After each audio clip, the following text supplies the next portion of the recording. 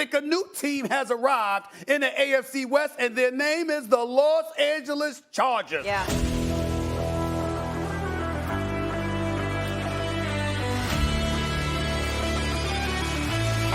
Herbert stops, launches deep.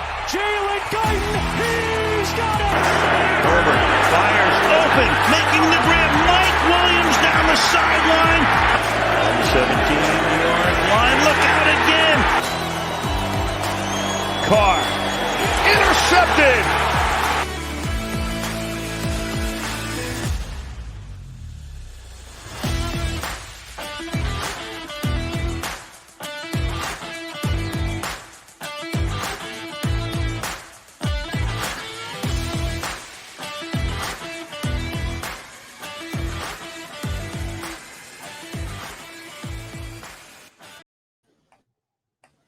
And we're back with another episode of the Shock Therapy Podcast. I'm Tyler Lawrence. You can find me at LAC Masterbolt, Zach Alfers at Zach Alfers. And then you got the Shock Therapy Podcast handle at LAC Shock Therapy. What a win on Sunday yesterday. I am ecstatic with how we played yesterday, just in all phases of the game. Absolutely. Whenever you can... beating a division rival is always like 2 wins. Beating the Raiders is always feels like 4 wins.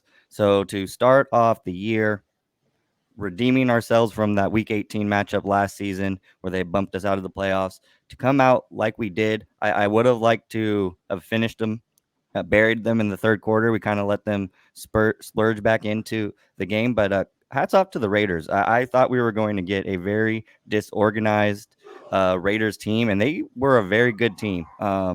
Really came back there in that second half. We did just enough to win that game. Some stuff we can clean up, but I think that's exactly where you want to be week 1. Thrilling win. Love it. Send the Raiders home. Had to sit in traffic just spewing over that one because they did not like taking that L week 1. So I'm ecstatic. 1-0. Bring on the Chiefs. And there was a lot of energy at SoFi Stadium. I would say it was still like 60-40 Raiders fans, but this is a much better show out than what I had seen previously. And Charger fans were loud, and the crowd was getting into it. It was a great atmosphere at SoFi Stadium. So you say 60-40, like in favor of Raider fans? In favor of Raiders. And it's always going to happen. The Raiders always travel well. They have a bigger fan base than we do. That's just how it is. But you're definitely seeing Charger fans growing and showing out, and it was awesome to see a big turnout of Charger fans. And in comparison, bigger than years past. In comparison to last season, for example, what would you give the split sure. then? What was the split last year? Probably like 75-25. 75. So, okay. So I would say there's definitely a lot better show of Charger fans coming out, which is what we want to see. We want to see, and the more you win, the more fans you're going to get. If we continue to build consecutive seasons, I don't see this being an issue for much longer. Yeah, we're thrilling. I mean, it's every year more and more Charger fans come out. So we're getting there. We're an exciting team. It's an exciting brand of football that's being played. Brandon Staley has these guys excited for football. And like I said, some things to clean up, which I'm excited for. I think we are going to see some improvements week 2, and we're going to get a really good Chiefs team to test that out. But let's go ahead and talk about this actual game. I think the first thing you got to talk about is Khalil Mack. Khalil Mack had 3 sacks. He was only credited with 5 pressures, but he was creating a lot more pressure than what PFF wanted to give him. He was given an 87.0 defensive grade. Honestly, it should be way higher. He had a total defensive player of the year type of game. I mean, he was creating a lot of pressure by using speed to power and really collapsing the pocket. He also forced 2 forced fumbles. I mean, he was electric. He was dynamic. And there's no reason to believe that Khalil Mack has regressed at all. If anything, he was the best defensive player, the best Charger on Sunday. And I don't even think it was very close overall. Like, he played an outstanding game against the run, against the pass. but man, he was really, really giving fits to Derek Carr all game long. Well, and I found this article on ESPN. Lindsey Thury covers the NFL for ESPN, and she was saying 3 sacks, 6 tackles, 3 tackles for loss, 4 quarterback hits, forced fumble. Just the 7th player in the history of the NFL to record 3+ sacks in their first debut with a team since 1982. The first player to do it since 2017. What a debut. We paid this guy. We were all excited, and he did not disappoint. What a debut from Khalil Mack, and how much better of a football team is this with a football player like that inserted into the lineup? I mean, defensively, the Chargers played really well anyways. I mean, you get 3 interceptions, you get 3 forced fumbles. We didn't recover a single one of them. I think pretty much every single player on the defense, with the exception of, I'd say, probably Asante Samuel, who was still awarded a game ball and was forced to cover the best wide receiver in football. He went, I want to say it was like 10 for 17. Davante Adams on 17 targets, he had 10 receptions for about 140 yards. But it didn't matter because he made the plays when he needed to, including the interception where he peeled off of his own man to go and give Bryce Callahan, who was beat, some help. That was huge. That was enormous to go and peel off running 40, 50 yards down the field, catch up, and be able to catch a underthrown ball. That should have been a touchdown. But the fact of the matter is that is the best wide receiver in football. And for you to slow him, because he was slowed, he could have had a lot more than 140 yards. 17 he really targets was their entire offense. Well, I mean, Carr threw 37 passes. 17 of those went Davante's direction. So I like the strategy. And it was, Davante's going to do his thing. You're not getting any success throwing the ball anybody else. And I mean, Waller had 4 catches for 79 yards, but beyond that, no other guy finished above 25. So they tried to get other people involved, but 10 for 17 when facing the best, one of the best receivers in the game, if not the best, I think is a win. Especially when you got a young guy like Asante Samuel, who gotta love the fight in the kid. You could have easily just buried his head, gave up on himself, and not come back with, that second half that he put together. So to be able to take those hits in stride and keep coming is exciting to see from such a young player. He was targeted 12 times. He wants it so bad. Yeah, so Asante Samuel was targeted 12 times, gave up 9 receptions for 108 yards. He gave up a touchdown, but he had that PBU and he had that interception. And if you're going to get beat, you better make your own plays as well. So I think he made enough of his own plays. And then, like, being tasked to try to slow Davante Adams, nobody can do it. I mean, Jalen Ramsey's lost multiple matchups against Davante Adams. So to at least slow him down and give the rest of the team a chance, it means a lot. The other player that really stood out in coverage is Bryce Callahan. Absolutely. Basically limiting Hunter Renfrow from the entire game plan. A big reason why Derek Carr was sacked so much. I mean, PFF grades says that he was sacked 7 times. I think that the official statistic was 6, but when your coverage is there and you can't throw those passes very quickly and make those completions, that's why we were able to get after the quarterback so much. Carr was dropping back 3-step and trying to let the ball loose, but if it's not there and he's forced to hold it, that's the reason we got the sacks, because the coverage was there. And Mac said it in his pregame presser. He said he hadn't played with a defensive secondary like this one in a long time. He couldn't remember the last time he was able to get a coverage sack, and a lot of those 6 sacks came from just terrific coverage downfield. And I mean, we were talking about it last time we faced Derek Carr and we beat them. Sacked him 4 times, 45% pressure rate. This time they dropped back 38 times. I was looking at the next gen stats. They registered 22 pressures, about 57.9% pressure rate. That is the impact. That is the Khalil Mack impact right there. And you go from 4 sacks to 6 sacks. Mack had 3 of them. Joey had 1.5. He split one with Morgan Fox. But we also got to shout out Derwin James. 1 sack, That dude was all over the place. He did a little bit of everything, but I loved his usage as an edge rusher. Had 4 total rushes, had the 1 sack, had 2 other pressures. But I thought he was an absolute difference maker out there as well. A big part of our success in this defense, man. We had 3 interceptions without Mr. INT out there. Get JC Jackson back into this lineup, and this defense is going to break some records.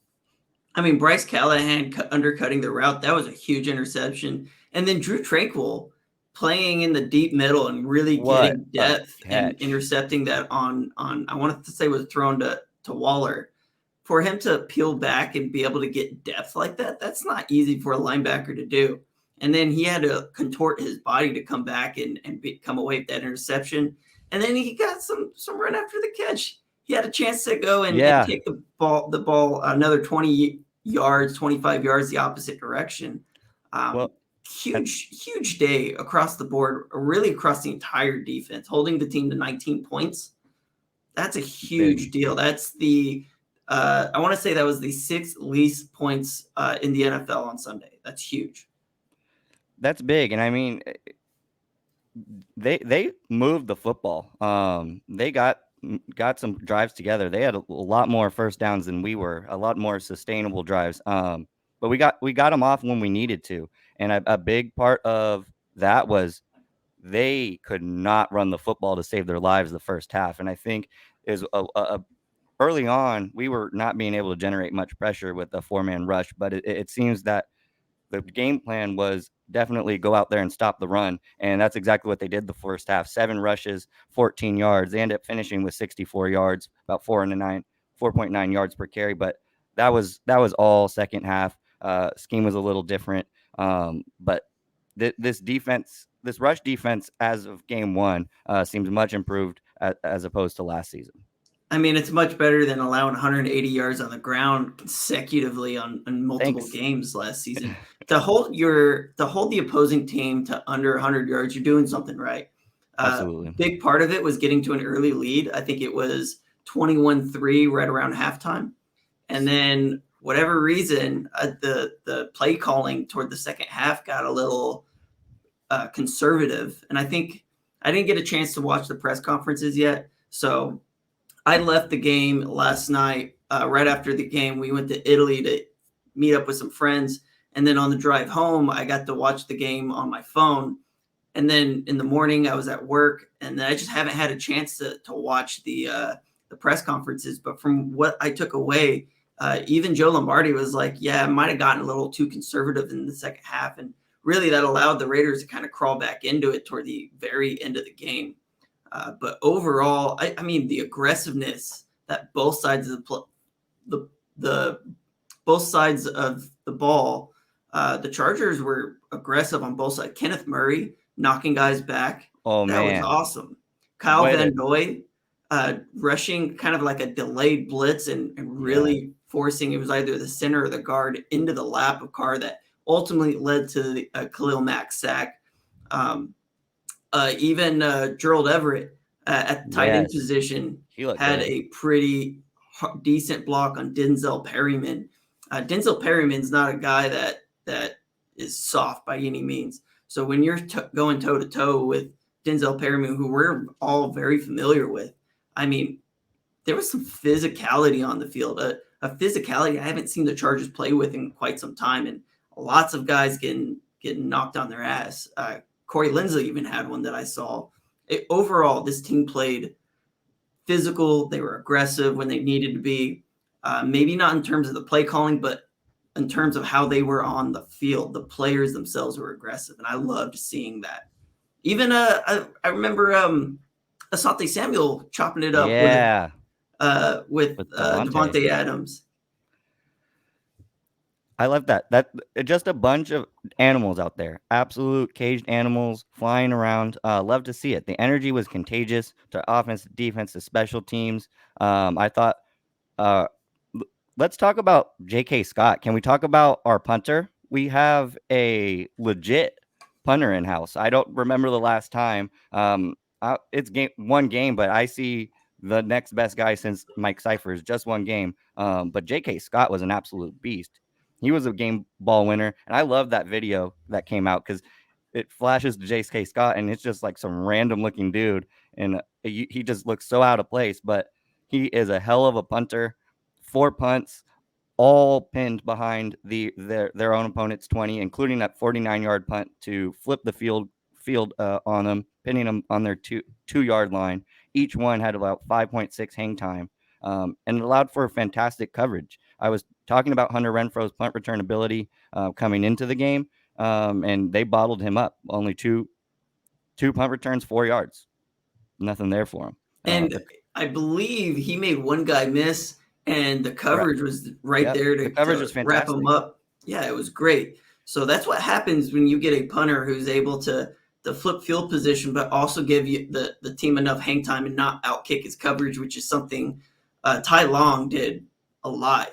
And even getting the ball off quickly, like J.K. Scott, there's a reason we didn't bring any competition in camp for him, and they were talking about bringing in some competition. I think that they got a quick look at what he was able to do and kind of what they want out of the coverage units, and kick it high and far and let your team get down there. It was an outstanding game by J.K. Scott and the entire special teams unit. Kick it out of the back of the end zone, don't allow no kickoffs. And then in the punt coverage units, 48, 49 yards, that's more than enough to flip field position and give no chance for a return. That was awesome to see. On the offensive side of the ball, the Chargers were 6 for 14 on third down.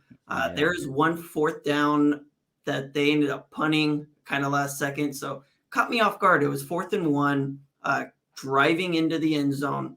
They're around midfield. So you're thinking this is a point where Brandon Staley likes to go for it. And he kind of did a delay, run the punt team out, try to catch them off guard. And the ball was planted like on the 2-yard line. Like it fell. It was the really, really good positioning and forced the Raiders into a really bad situation. I think that Brandon Staley has a lot more confidence in the punt units and a lot more confidence in the defense. And you can see that with how he chose to play the 4th downs in this game. He punted quite a bit and wasn't afraid to do so, wasn't afraid of the coverage units, wasn't afraid of it getting blocked, and wasn't afraid to let his defense show up. So overall, I liked everything about the special teams for sure. As far as the third down efficiency goes, I mean, that's kind of not what I want to see. I kind of want to see it a little closer to 60, 70%, but Justin Herbert had himself an outstanding game, didn't take any sacks, completed 26 of 34 for 279 yards, 3 touchdowns. I mean, Justin Herbert was electric and a big reason why the Chargers had a great game. Well, and that's our captain. That man is so dang good at throwing the football.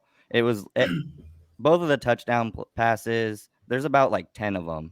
We could make a new chart, our new theme song today just off of Justin Herbert's throws, and we would still have more time than we would need for an intro. Like there's so much.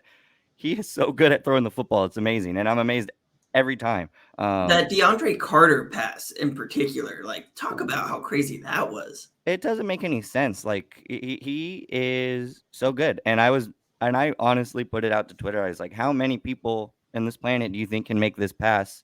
And I think it's elite few. I think we have Josh Allen, Patrick Mahomes, and Herbert right now is right there in the discussion with the best football players in the league right now in his 3rd season on the rookie contract with all of these other players that we've been talking about all day.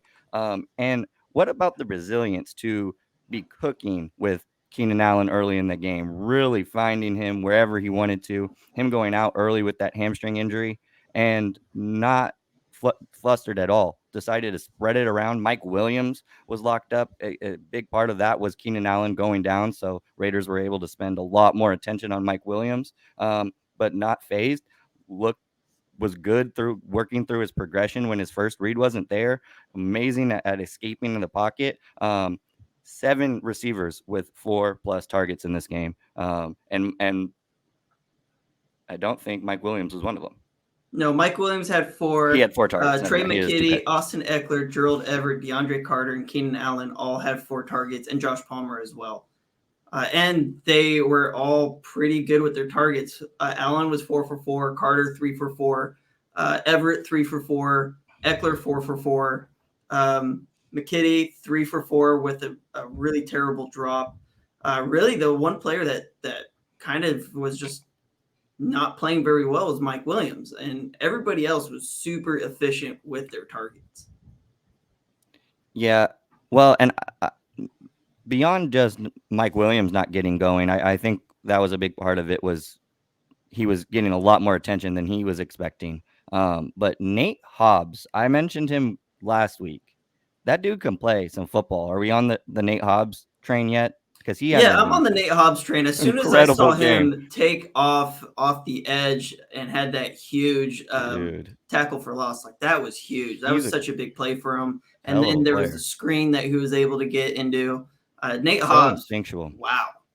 33 covered snaps.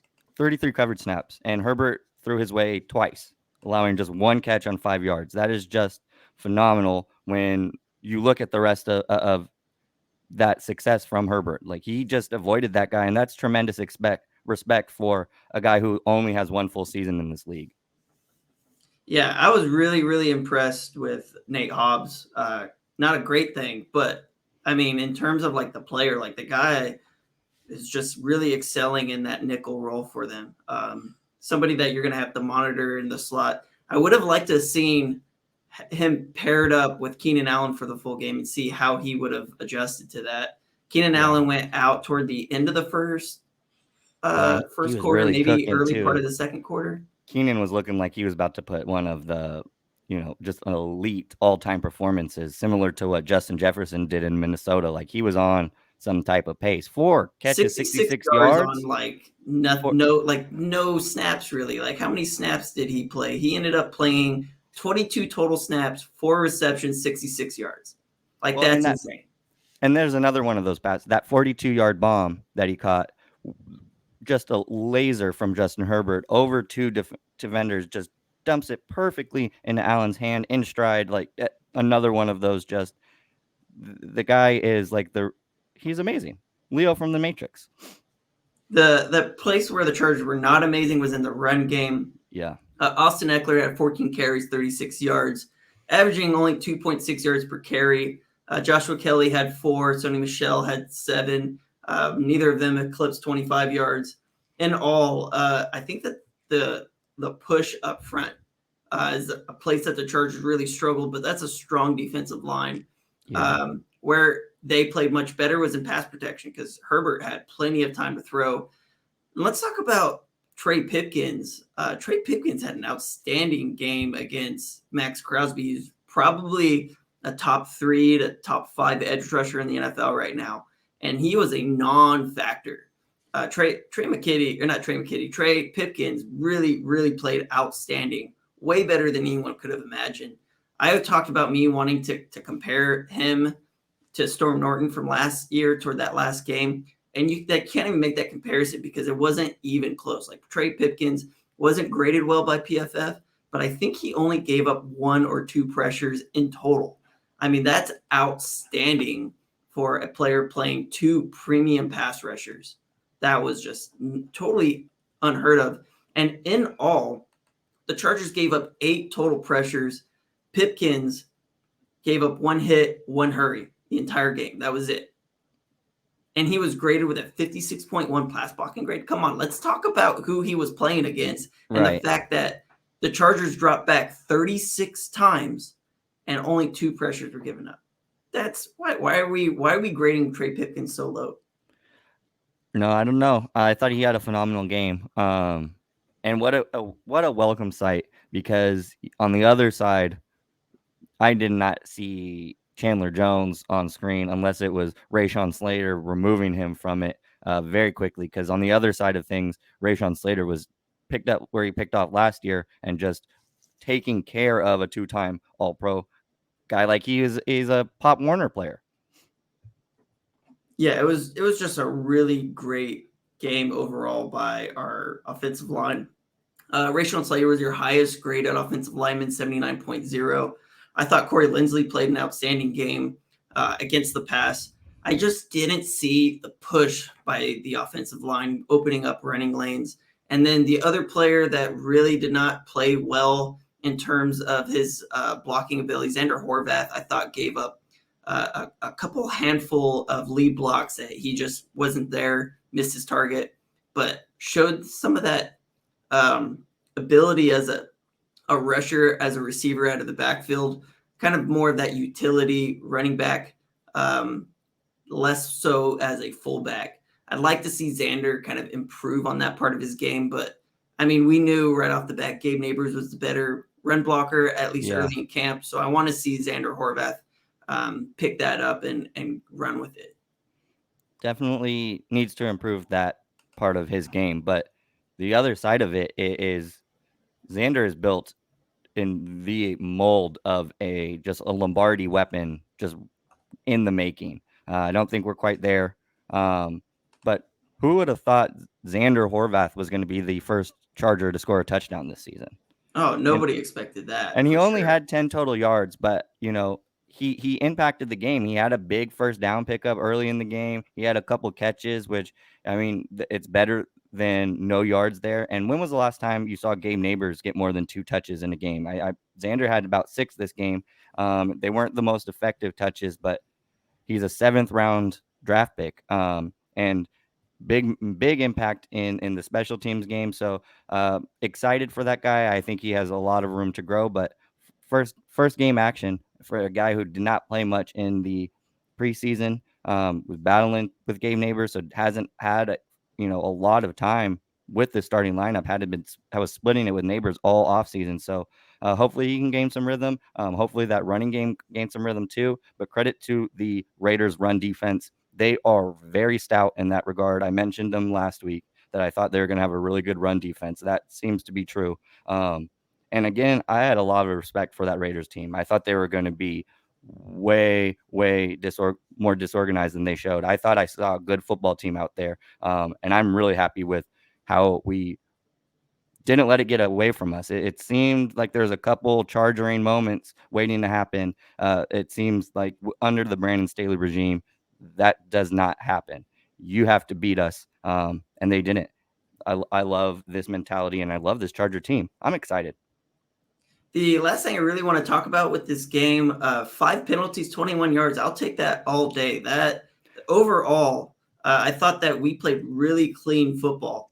And I know penalties really stick out to me. 5 for 21 yards. I think that's a couple false starts, and really that's kind of it. I thought overall, 5 penalties seems about the average, but in terms of the yards that were given up, it wasn't much. So I'm really not too worried about it. And then again, we ran the ball 31 total times. I don't think anyone expected that. And we were not effective doing it, just 76 yards on the ground. There was a lot more opportunities to use that to go play action, which is what we kind of did. Got Herbert out of the pocket, got him moving around, making some really tough throws.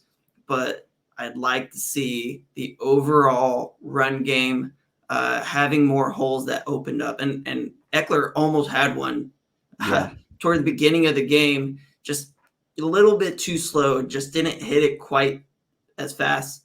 Coming off the left side, I want to say it was like a stretch run play, and he saw it. I mean, he had open grass and just couldn't hit it fast enough. It was so close. Yeah, back to the officiating. I did want to shout that out because I thought it was a really good officiated game overall. A lot of, just let them play moments. I thought I saw a lot of plays that would have been called for holding or defensive pass interference last season, where these guys were just letting these guys go out and make football plays, which I appreciate that. 7 penalties in a game is a win. So shout out to the officiating crew. I really liked how they managed that game. And then with the run game specifically, I just don't think Sony Michel is there yet. You could obviously tell like he is not fully grasped this playbook yet. And to me, in my opinion, Josh Kelly deserves more opportunities right now in this offense, right now, today. And I think Daniel Popper mentioned it in his report in The Athletic.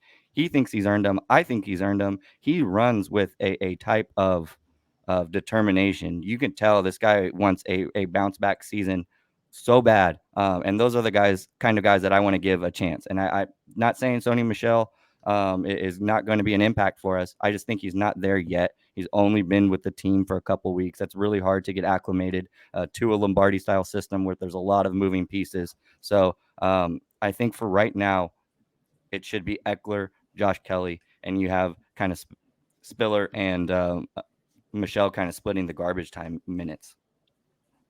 Let's talk about this Kansas City Chiefs game that we got coming up on Thursday. I'm ecstatic for it. It's going to be in Kansas City.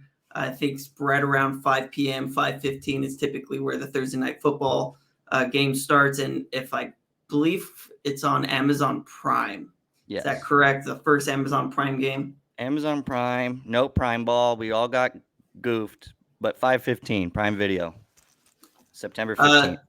The Chiefs played the Cardinals in week 1, and man, did they smack them. I didn't get a chance to watch the game. I'm just looking across the stat sheet right now.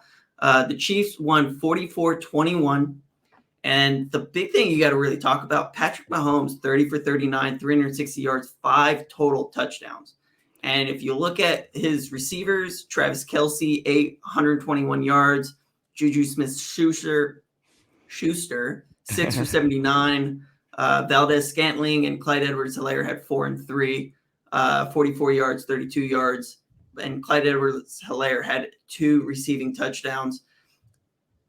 That's a huge game for Patrick Mahomes against a Cardinals defense that I think is a lot better than people realize. But looking across, 33 total first downs. This was none of these were big, long gains from just reading that. If you're getting 33 first downs and he ended up throwing the ball, 30 times and there was a whole lot of rushes, wow, like that is nickel and diming at its finest. And then go ahead. They ran the ball plenty. I mean, they had 30 receptions, but they ran the ball 27 times. They had 128 yards on the ground. That's 488 total yards of offense. Absolute demolished. Like you said, a very good Cardinals team. They should have not been embarrassed. That is an embarrassing stat line from Cliff Kingsbury and his Arizona Cardinals. And how interesting is it who led their team in total carries? Yeah, very interesting. It looks like we have, another Deebo Samuel kind of in the making, but interesting. And a new lead back, Isaiah Pacheco, was their leading rusher. He had the most carries, 12 carries, 62 yards, and a touchdown. He had more carries than Clyde Edwards-Helaire and Jerick McKinnon. I don't think anybody expected this from a 7th-round draft pick. I did keep hearing about this guy's name during the offseason. I kept hearing about it in fantasy football. So people knew about this guy. They knew that he had been climbing the depth chart in Kansas City. I wish we would have got a chance to talk to our other Kansas City Say It Again hosts and really talk and get their feedback on who this kid is, because I haven't watched him at all. But he is starting to get on everybody's radar. 12 for 62, 5.2 yards per carry. This guy's somebody that we're going to have to watch out for and see why is it he was able to not just leapfrog Clyde Edwards-Helaire, but Jerick McKinnon as well. Also, Ronald Jones didn't have a single carry in this game. So a little interesting that they got a new running back who they are looking forward to getting into their game plan. Well, and can you still hear me? Yep. I think a lot of people blew out of proportion the, no Tyreek Hill in place. This offense is going to kind of sputter. Like, you still have 2 generational type talents in Patrick Mahomes and Travis Kelce. And that connection is as good as it's ever been. They connected on 8 receptions, on 9 targets, 121 yards and a touchdown. Come on, like that. And getting other guys involved. 10 guys got targets in this game. Patrick Mahomes, it doesn't matter who's back there. He's going to get guys the ball. Obviously, Tyreek Hill is an amazing weapon. You saw what Miami was able to do with him in their offense to Bill Belichick. So I'm not trying to devalue his impact, but Patrick Mahomes is still that guy. Travis Kelce is still an absolute problem, nightmare in this league. The best tight end stat line all week one, and people are, the Kyle Pitts hype. The Mark Andrews is the best. Travis Kelce is the best tight end in the game, and you can't help but respect that right now. Sky Moore had one catch for 30 yards, but in the 13 snaps that he played, he had a 91.6 PFF grade. That's just below Travis Kelce, who had a 92.1. There's a lot of weapons on this offense. We talked about it a few weeks ago. This is not going to be a rollover game, but I'm ecstatic to see how our defensive line is able to get after Patrick Mahomes, if they're able to keep him in the pocket. I feel like that's something Joey Bosa has always struggled with when he played the Chiefs, is keeping contained of Patrick Mahomes. It's a big game for this defensive line and this pass rush, and to see if they can give him the same fits they gave Derek Carr. That's probably what I'm looking forward to the most, is seeing how our edge rushers are able to not just contain, but apply pressure, and see if we can get him to force some turnovers the way that Derek Carr could have given away 5 this last game. Yeah. Can we do the same thing to really the best player in football? Well, and if we're going to do it, we're going to need to do it with the 4-man rush. Patrick Mahomes has shown time in and time again that you cannot blitz him or he's going to make you pay. And on Sunday, Arizona found out the hard way, blitzing on 54% of their defensive snaps. And Mahomes was 15 for 21 on those plays, 137 yards, 4 touchdowns, the most ever against the blitz since Next Gen has started monitoring that phase of the game the last 3-4 seasons. An absolute nightmare when you bring pressure. He's going to find that pressure. He's going to feel it, and he's going to get the ball out quick and hurt you. So if we going to get after him, we need to do it with the 4-man rush. We need to get creative. And when you do blitz him, you got to make sure you get home. Otherwise, like I said, it's just a big play waiting to happen. But did see. Go ahead. I was just taking a look, and it's a storyline that I think isn't being talked about enough. But just from 2006 to 2013, the heyday of Chargers football with LT, Phillip Rivers, Antonio Gates leading the charge.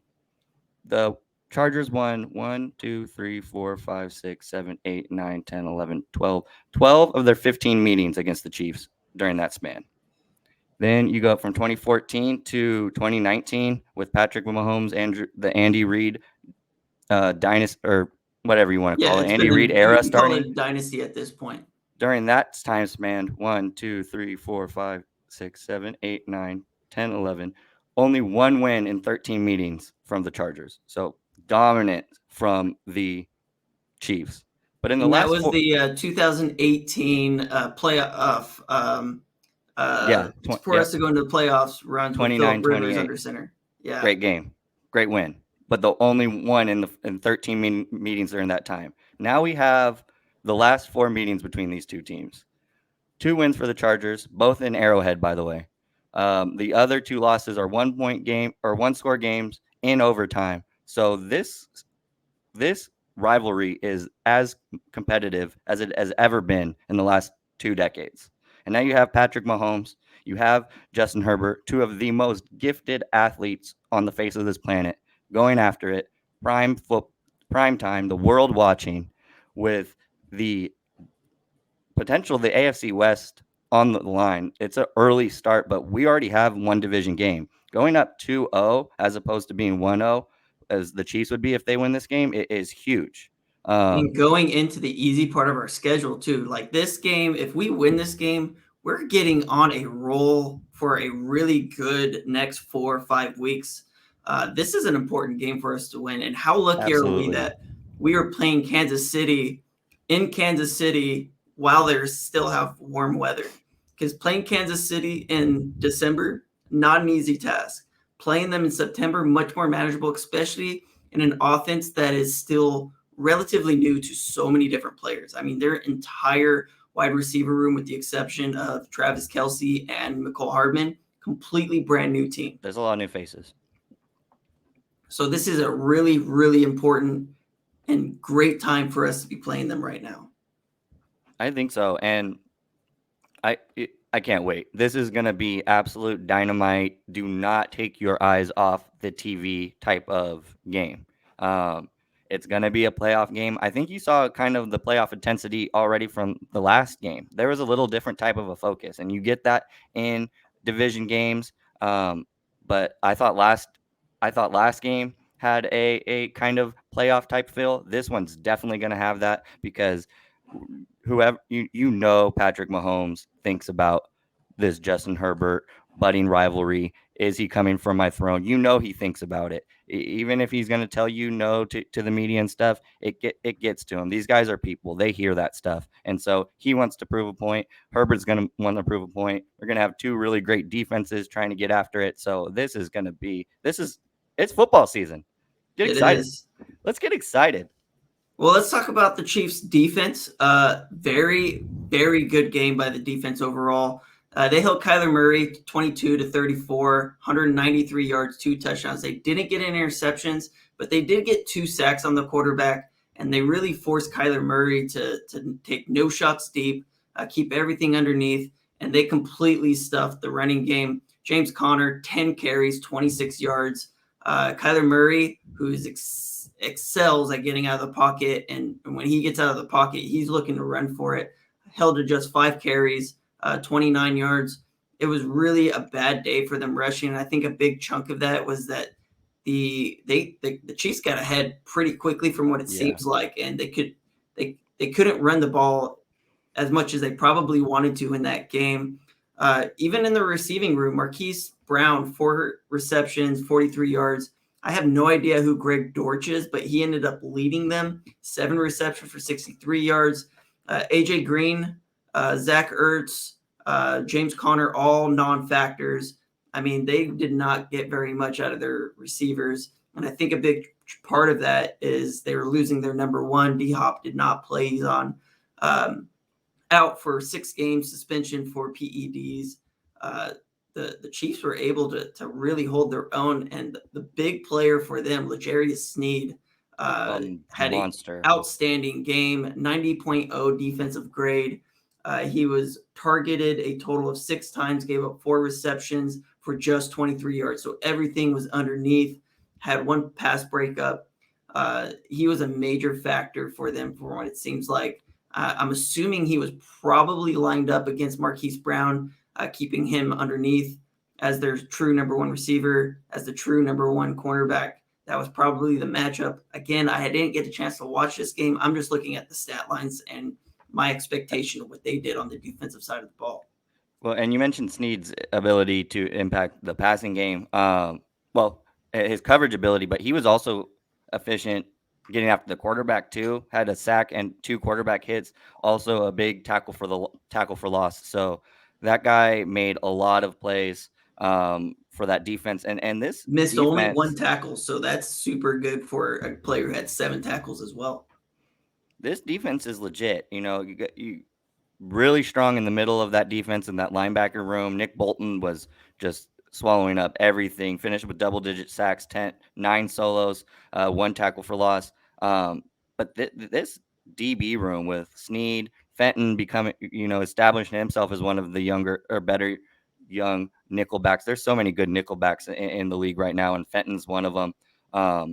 And then you can't ever. Trent McDuffie coming into his own, and then with that safety room back there with Justin Reed and Juan Thornhill, still a very good safety room, even though you don't have Matthew and the Honey Badger in town anymore. So another player that I'm looking at just across the stat line, George Karlaftis had a really good game. 6 total pressures, 1 hit, 5 hurries, and then also a guy that I really haven't paid much attention to, Michael Dana, also had 6. It looks like Karlaftis was their starter. He played 51 total snaps in comparison to Carlos Dunlap, who had 26. It looks like he's going to be their starter, just looking at a second most snaps across the whole defense. He's a player that I am actually not quite as concerned with the game Trey Pipkins had against a much better, much more talented player. But I'm expecting that to be a key matchup to watch, to see how the young, hungry edge rusher plays against Trey Pipkins. or to see if he even plays on the opposite side and goes up against Rashawn Slater. I wouldn't suggest it, but they might do it. You could try. And I love that we have that confidence. When was the last time you were just like throw anybody out there? And I got 100% faith in my left tackle. It's been a long time since I felt that confident on that position on that offensive line. So I got Slater, a question absolute beast about this. I'm just going to go out and assume that with the hamstring injury, with him being us being so early into the season, just second game of the season, let's just assume, play devil's advocate here, that Keenan Allen is not good to go. Let's assume J.C. Jackson isn't out there either. How big is it going to be missing those two players in this game? It's going to be huge. Whenever you are going up against an Andy Reid-led team, a team where Patrick Mahomes is playing quarterback healthy 100%, you need all hands on deck. So whenever you're losing some of your most valuable players at very important positions, it's going to impact you. But I think you saw that's what building a complete team. Staley always says it. Building a complete team means it's the next guy up mentality, and you could say it all you want.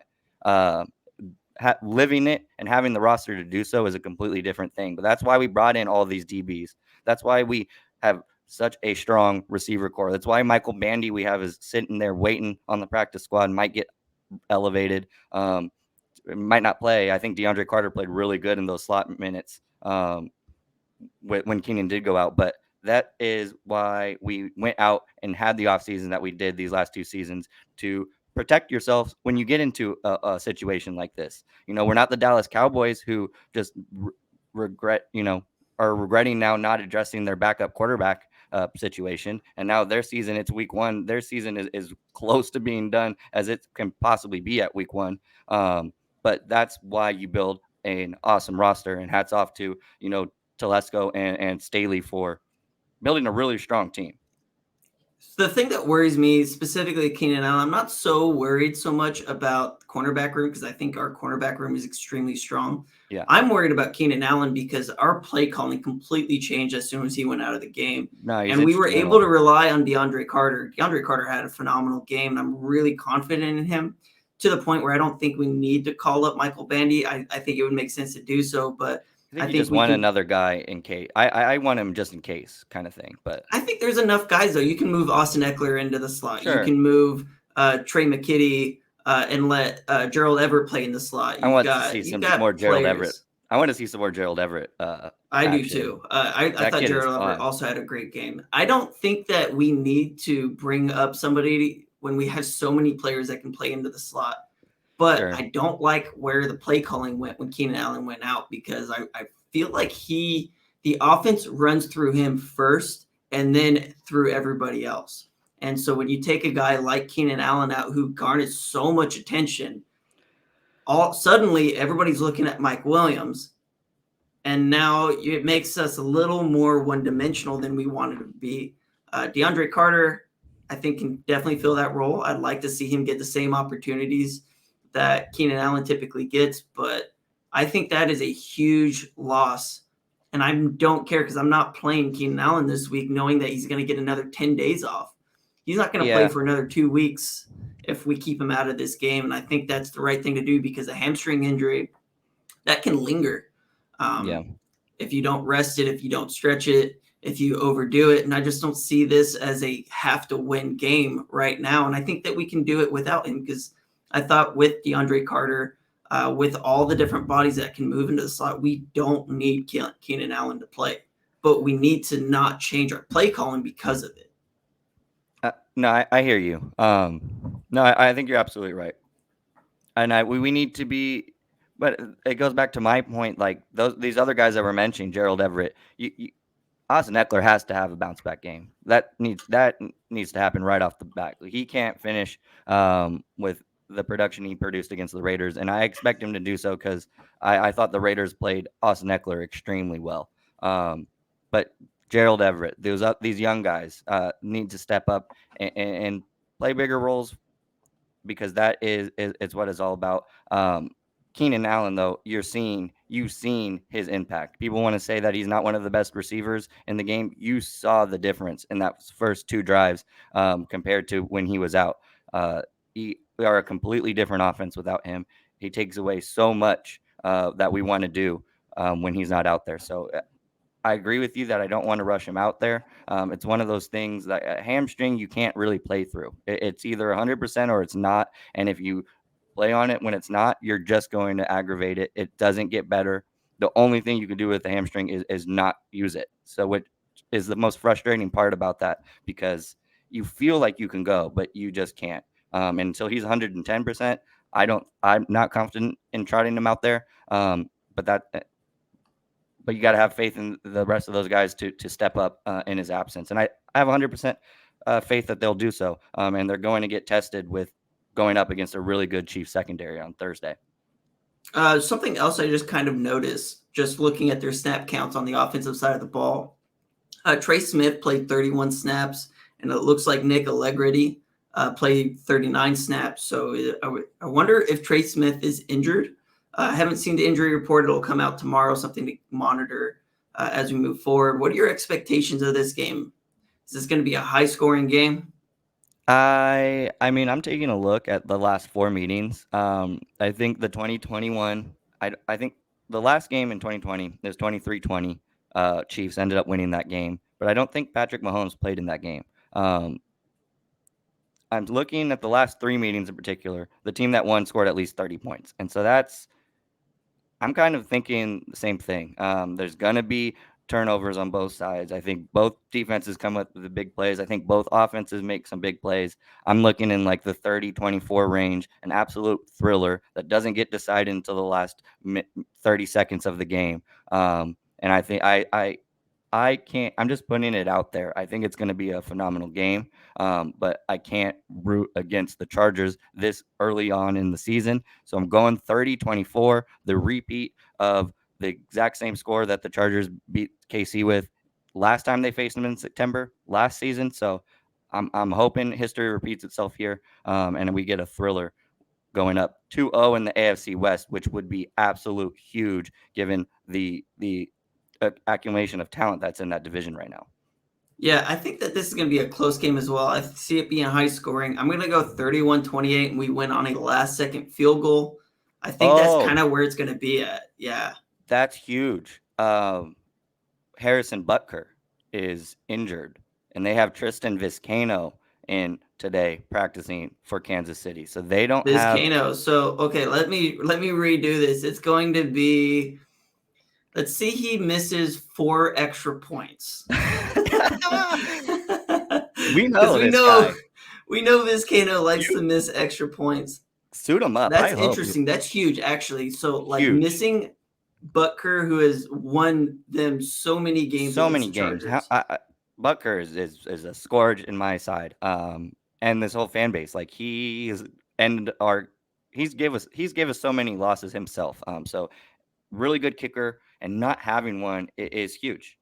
It is huge. It's a major impact. It's going to force them to go for it a lot more than they would normally. And that can get you in trouble sometimes. And, it also makes you think, like, they're not going to test a 60-yard field goal. They're not going to test a 50-yard field goal with Vizcaino, not with any hope of actually making it, because Vizcaino really struggled in the offseason for us last year.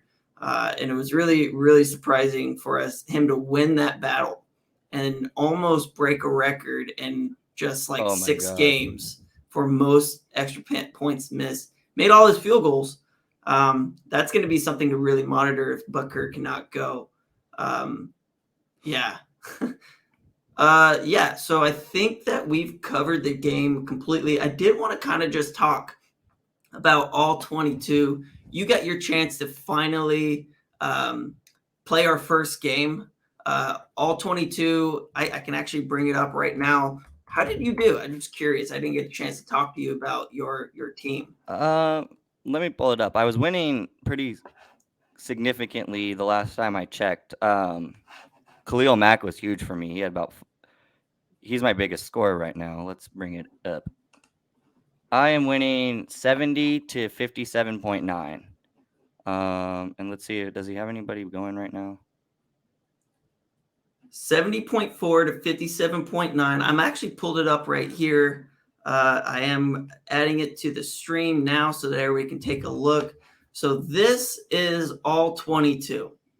And for anybody who's watching, this is fantasy football based off of PFF grades. So the cool thing about this, and the season's already started, so you probably can't exactly jump in right now, but you get a chance to take a look and see what this looks like in the middle of the season. Let's take a look at the Zach Hot Chili Peppers, however we want to call this team here. The Red Rock Chili Peppers. Look at just some of the scoring here. It won't let me actually pull up your grades anywhere. Well, not. I can't go over to it like that. Let's look at matchup. There you go. So we're going to look at my team just because you can't look at your team. So it looks like Justin Herbert scored 7.8, all 22 grades. So the way that this works is points are based off of PFF grades, but then each grade is given a positional rate, which is based off of the top 5 salaries of all quarterbacks, and then they kind of compare it to other position groups, and you get to see snap counts, you get to see the total grades, the passing grades, the run grades, and they'll go and they'll provide him a total overall grade for the game that he just played. This is actually really, really cool, a different take on fantasy football, and it gives the ability for individual defensive players to be graded kind of more of their worth. So I'm taking a look here. Logan Wilson had an outstanding game against the Steelers, I believe, is who they ended up playing. He ended up scoring 3.7 points in relationship to somebody like Eric Armstead, who may not have had a great game playing they just lost to the Bears, 2.4. And it's just kind of an interesting take on fantasy football. I had been talking about it prior to the season actually starting. And that you can see I ended up getting some auto subs here. So somebody's going to get subbed in for JJ Watt, who was out against the Chiefs. What did you think so far of the all 22 scoring system and really just the fantasy football side of the game? So I love just the full roster building. A complete team. You drafted a complete offensive line. We have kickers and punters in there, and then an entire defense. So like it's just another layer. It's the next step. It seems like where fantasy football. It's the only next possible step beyond like the FanDuel stuff. So I was super excited. I didn't really know what to expect. You can obviously tell like the interface is very new, so it is a little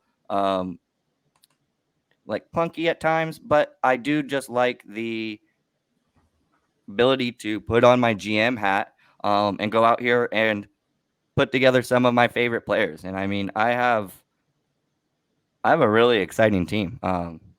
I think so. Let's go back to this matchup. Who has the most points right now? So right now, the team that has the most points, let's see, league home, 70.7, Josh Kimmel, who is one of our guys, our guys over at the Say It Again Network. Let's go take a look at some of his. Who has the second most points? You're really just trying to get yourself in here. Yeah. Talk about him. I'm just kidding. So let's take a look at Zach's roster real quick. So if we go and take a look, so this is the kind of the depth chart that they've created for us. You can go over and take a look at the Chili Peppers, which is Zach's team.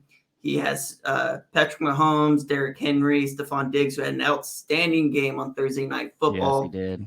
You can actually create your own formations. Right now, I can't click on them because you're in 11 personnel this week. Take a look at the defense. He went for the nickel. He's got Jair Alexander. Look at that D. Darius Slay. Bunch of dogs. Marshawn Lattimore. Dog. Eric Kendricks, Matt Milano. Matt Milano Dog. also had a really good game. Dog. Just kind of an interesting take. So you can take a look at the depth charts and set them down here. You got Davis Mills as your backup. Running backs, Derrick Look at Henry, them. Leonard Fournette, Dalvin Cook. Just a really fun way to play fantasy football. We got free agency starting tomorrow. I got some players going to IR. Probably could be a good time to go and put in some waivers for some players on the free agency list, and just taking a look across our free agents that we're going to have available. I need some players. So this is all powered by PFF. Daniel Jones is out in the market right now. I mean, there isn't really a whole lot out there in terms of quarterbacks. Those are all pretty much taken up. But Jerry Hughes is out there. Dietrich Weiss, good edge rusher. It's Hill. An interesting take, man. I really like how all this has really shaped up. KJ Hamler's out there. Melvin Ingram's out there. So it's a fun way. And I've actually been enjoying it so far. The draft process was slow, but it was a lot of fun. Yeah, and I'm enjoying it. Just one game in, but yeah, excited for the potential. I think the potential is huge. And I think it's real. I think it's fun right now, but I think it's really close, and I can definitely see some cleanups for next season. But I'm excited. PFF does a great job over there, and I'm just excited that we have the opportunity and the chance to be affiliated with the inaugural season. So it's big, it's exciting. Definitely go check it out and try to get in a league for next season because it's a lot of fun. So don't miss out. All right. Thank you guys so much for listening. We'll talk to you guys probably next week and really break down this Chiefs game. We're just a couple days away. And we will talk to you guys later. Thank you guys so much for listening.